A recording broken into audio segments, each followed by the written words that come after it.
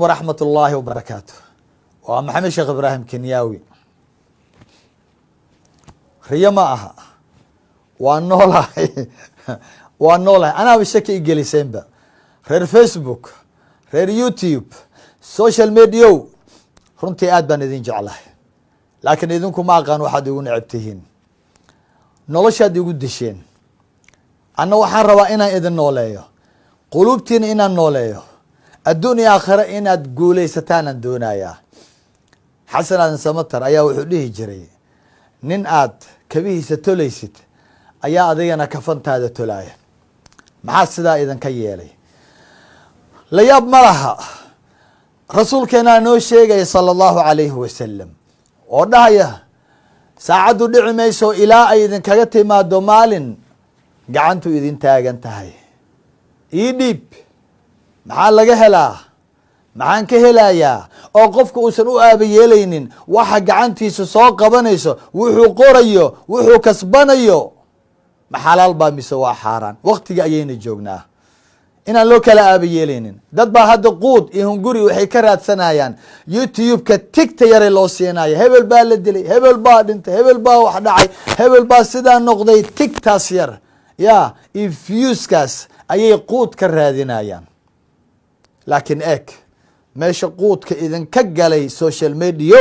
ya halkuu ibliis quudkiinii geliyey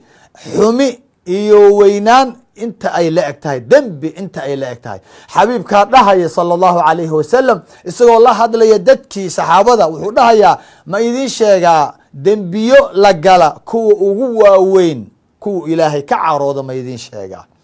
haabay leeyihin noo sheeg wuxuu leeyahay waa ilaahoo loo sharig yeelo waa waalidkoo lagu caasiyo wuu fadhiyey sidaasuu u fadhiyey markaasuu soo fariisanayaa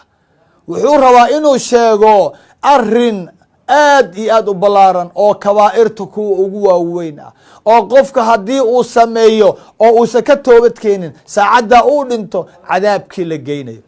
wuxuu yihi alaa wa qawlu zuur alaa wa shahaadatu zuur waa iftiraha iyo been abuurka waa been abuurka iyo markhaati beenaalaha warka beenta la sheegayo waxa la qorayo iyo waxa lagu hadlayo iyo weliba waxaa ku dembi ah kuwa sii sheegaraynaya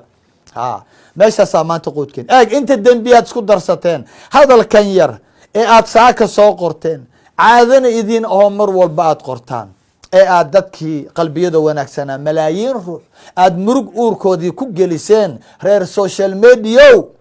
eeg xumida hadalkaa waa hadal yar sheekh kenyawi oo saaka lagu dilay oo ay dabley ku dishay xaafada degmada cabdulcaziiz allaha u naxariisto dhibka ay leedahay kelmadaa yar bal maxaad ka helaysaan imisaa senti ayaad ka helaysaan eeg sentiyadaa yar xaabadaa yar ee youtube-ka aad ka qaadanaysaan waxaad ogaataan cadaab waxaad ku gelaysaan 70 sano loo sii soconayo waxaa iigu sii daran jahliga dadka kelimadaa qoray waxay ku qoreen inaa lilahi wa inaa ilayhi raajicuun waxay qirayaan inay addoomo ilaahay yihiin waxaan nahay addoomo alleh ilaahay baan u noqonaynaa marka ay qoreen ayay haddana hadal beena sii qoreen war hadalkan waa hadalka haddaydan ka toobad keenin waa hadalka markaad ilaahay u laabataan uu maxkamadda idinku saari lahaa jahanamana uu idinku geyn lahaa laakiin ilaahay waxaan ka baryayaa idfac bilati hiya axsan waa tii la yiri waxaan ilaahay ka baryayaa waan idinka fiicnaanayaa anigu waxaan ilaahay ka baryayaa ilaahay inuu idin cafiyo